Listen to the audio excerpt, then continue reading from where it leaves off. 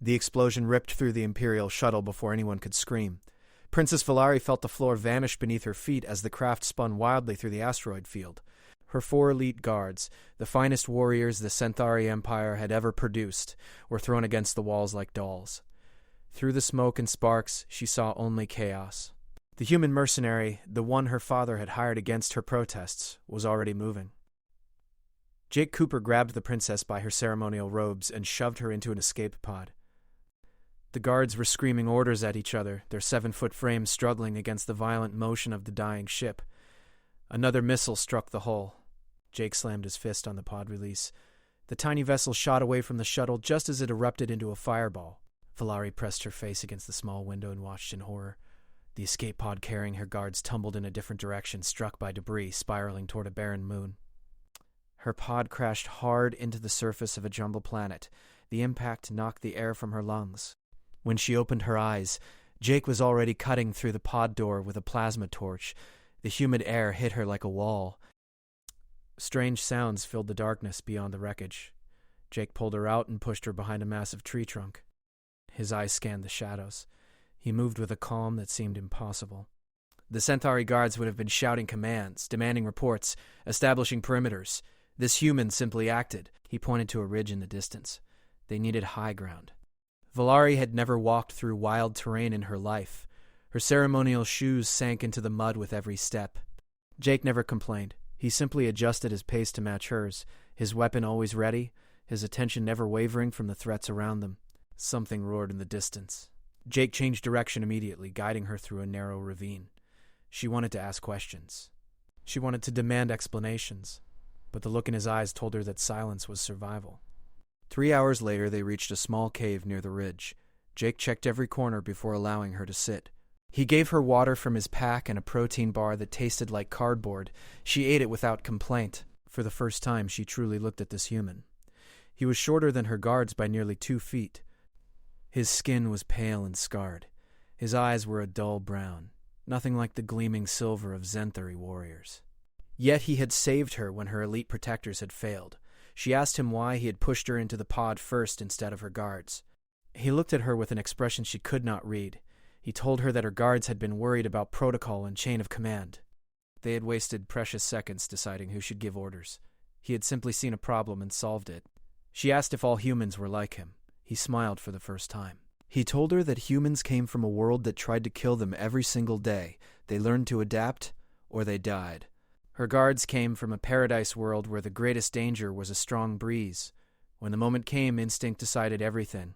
A distant explosion lit up the night sky. Someone else had crashed on this planet. Jake grabbed his weapon and moved to the cave entrance. The hunt was not over. It had only just begun. The morning brought new dangers. Jake had not slept. He sat at the cave entrance, watching the jungle below with eyes that never seemed to tire, up to find him chewing on something that looked like tree bark. He offered her another protein bar without a word. She took it. The distance between them felt smaller than the night before. He explained the situation in simple terms. The shuttle had been attacked by pirates, likely hired by someone who wanted her dead. Her guards had survived the second explosion, but their pod had landed on the far side of the planet. Even if they were alive, they would need days to reach her position. The pirates would arrive much sooner. She asked him what they should do. He told her they would do what humans had done for thousands of years. They would survive, adapt, and fight back. The jungle was dense and hostile. Creatures the size of ground vehicles moved through the undergrowth. Jake identified their tracks and led her around their territories. He found water sources by watching the behavior of smaller animals. He built traps using nothing but vines and broken branches. Valari had studied warfare at the finest academies in the Empire. She had memorized formations, strategies, and tactical theories that had won battles across 100 star systems. None of it had prepared her for this. Jake moved through the wilderness like it was his home. He explained that Earth had jungles, deserts, frozen wastelands, and boiling seas. Humans had conquered them all without the advanced technology that other species relied upon. They had done it with creativity, endurance, and sheer stubbornness. She began to understand why her father had hired him. The first pirates arrived at midday, 3 of them, scanning the area with advanced sensors. Jake had anticipated this. He had buried their escape pod under mud and leaves the night before. He had scattered their trail using techniques that confused both organic trackers and electronic systems. The pirates passed within 20 meters of their hiding spot without noticing them. When they moved on, Jake led her in the opposite direction, toward a rocky outcrop that would give them a defensive advantage. She asked him if he was afraid. He told her that fear was useful. It kept you sharp and focused. The problem came when fear made you freeze or panic. Humans had learned to use fear as fuel instead of letting it become a cage. She thought about her guards. They were brave warriors who had never known true hardship. They trained in perfect conditions against predictable opponents. Jake had grown up on a world where survival was never guaranteed. The difference was becoming painfully clear. That afternoon, they encountered their first real threat. A massive predator, something like a cross between a bear and a crocodile, emerged from the river they were trying to cross. It moved with terrifying speed despite its size.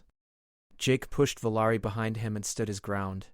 Instead of firing his weapon, he grabbed a large stone and threw it at the creature's face. The beast paused, confused by this strange response. Jake used the moment to back away slowly, keeping himself between the predator and the princess. He explained later that firing would have attracted the pirates. The stone had been a gamble, but humans were good at gambles. The predator eventually lost interest and returned to the river. They crossed 2 kilometers upstream where the water was shallow. By evening, they had reached the rocky outcrop. Jake immediately began preparing defenses. He gathered sharp stones, identified escape routes, and created camouflaged positions. Valari watched and tried to help. She was useless at first, but Jake patiently showed her what to do.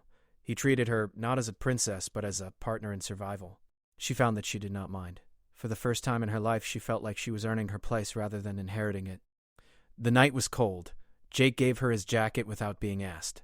She protested, but he simply said that he had survived worse. She believed him. As they sat in the darkness, she asked about his home. He told her stories of Earth, mountains that touched the sky, oceans so vast you could sail for weeks without seeing land, cities that never slept, and wilderness that swallowed the unprepared. It sounded like a nightmare and a paradise combined. A signal flare shot up from the distant jungle. Her guards were alive and searching for her. Jake watched the light with narrowed eyes. He said that the flare would attract the pirates too. The rescue had become a race. Tomorrow would decide everything. The pirates moved fast. Jake had underestimated their numbers. Through his scope, he counted at least 12 of them converging on the area where the flare had been launched. Her guards were walking into a trap. Valari wanted to warn them. Jake reminded her that any transmission would reveal their position. They had to trust that her guards could handle themselves, at least long enough for Jake to come up with a plan. He studied the terrain for an hour. The pirates had set up a base camp near a natural clearing. They had vehicles, weapons, and communication equipment. A frontal assault was impossible. Even for a human, the odds were too great, but Jake did not plan to fight fair. That night, he left Valari hidden in the rocks and moved toward the enemy camp alone. She spent hours in terrified silence, jumping at every sound. When he returned, he was carrying a bag full of stolen equipment and wearing a satisfied smile. He had taken their medical supplies, their long-range communicator, and several explosive charges. He had also sabotaged 2 of their vehicles by removing critical engine components. The pirates would not discover the damage until they tried to pursue. Using their own communicator, Jake sent a coded message to the Imperial fleet. He kept it short and changed frequencies immediately to prevent tracking. Help was coming, but it would take at least 2 days. They needed to survive until then. The morning brought chaos. The pirates discovered the sabotage and began a furious search. Jake used their anger against them. He planted false trails leading away from their true position. He set traps that injured 2 pirates without killing them. Injured enemies required resources and attention, reducing the effective hunting force. Valari began to see warfare through new eyes. Her academy training had emphasized honor, formations, and direct engagement. Jake fought like water, flowing around obstacles, finding weaknesses, and striking where least expected. He told her this was how humans had always fought. When facing stronger opponents, they used intelligence and deception. When outmatched in technology, they relied on creativity and determination. Earth's history was filled with stories of small groups defeating mighty armies through cunning and persistence. That afternoon, they encountered 2 of her guards. Commander Vrath and Lieutenant Kessa had survived the crash and spent days tracking the princess. They were wounded, exhausted, and deeply relieved to find her alive. Their first reaction was to dismiss Jake. They insisted on taking over the protection detail and implementing proper Zenthari tactical protocols. Valari surprised herself by refusing. She explained what Jake had accomplished, how he had kept her alive through impossible conditions, how his human methods had proven more effective than their elite training. The guards were skeptical, but they obeyed their princess. Jake did not seem offended by their doubt. He simply incorporated them into his plans, assigning each guard a role that suited their abilities. Commander Vrath was physically powerful, so Jake placed him as rear guard. Lieutenant Kessa was fast and agile, so she became their scout. He treated them as tools rather than warriors, which irritated them greatly. But his strategies worked. They avoided 3 pirate patrols, using his techniques. They found food and water using his knowledge of wilderness survival. They moved faster and more quietly than the guards thought possible. By evening, they had cut the distance to the extraction point in half. The pirates were falling behind, confused by the endless false trails and unexpected setbacks. Around the fire that night, Commander Vrath asked Jake where he had learned these skills. Jake told them about his childhood on Earth, growing up in a region plagued by conflict and scarcity, joining the military at 17 because it offered food and purpose, fighting in 6 different wars before he turned 30, learning that survival was not about strength or honor, but about adaptability and will. Guards listened in silence. They had trained their entire lives in perfect facilities with endless resources. Jake had learned through suffering and loss. The difference was fundamental. Valari understood something important that night. The Centauri Empire had become complacent. They had conquered so many worlds that they had forgotten what it meant to struggle. Humans still remembered. That memory made them dangerous in ways that strength alone could never match. A proximity alarm from Jake's stolen equipment interrupted their conversation. The pirates had found their trail. Jake moved before anyone else could react. He grabbed the alarm device and threw it into the darkness, sending the pirates in the wrong direction. Then he picked up the princess and ran. The guards followed, struggling to keep pace with the humans' desperate sprint through the jungle. Behind them, weapons fire erupted as the pirates attacked the spot where the alarm had landed. Jake had bought them minutes at most. He needed a plan. The extraction point was still a full day's journey away. The Imperial shuttle would not wait if the area was too dangerous. They had to reach it first and eliminate any pirates who tried to stop them. He made a decision that shocked the Centauri warriors. He told Commander Vrath and Lieutenant Kessa to take the princess and continue to the extraction point. He would stay behind and slow down the pursuit. The guards refused. Their duty was to protect the princess, and abandoning an ally was dishonorable. Jake did not argue. He simply looked at Valari and asked her to order them. She hesitated. This human had saved her life repeatedly. Leaving him to face the pirates alone felt wrong, but she understood his logic. He was buying time with his life. It was the same calculation any warrior would make. She gave the order. Commander Vrath saluted and took the lead. Lieutenant Kessa guided the princess into the jungle. Jake watched them go with an expression that might have been pride. Then he turned toward the approaching pirates and began to prepare. He had 6 explosive charges, a single weapon with limited ammunition, and enough experience to know this fight would be difficult. But humans had faced worse odds throughout their history. Thermopylae, Masada, the Alamo. Sometimes survival was not the point.